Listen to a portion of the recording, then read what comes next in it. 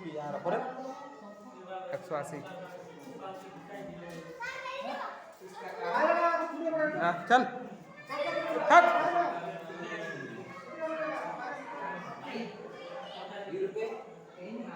দেখেছিস ইউরোপে জনসংখ্যার অর্ধেক ছিল কারা?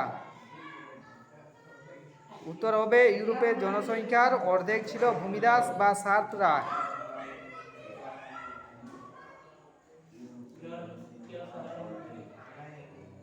তারপরের কোশ্চেন হলো রাশিয়া থেকে সর্বপ্রথম যার উপাধি গ্রহণ করেছিলেন? রাশিয়াতে কে সর্বপ্রথম যার উপাধি গ্রহণ করেছিলেন?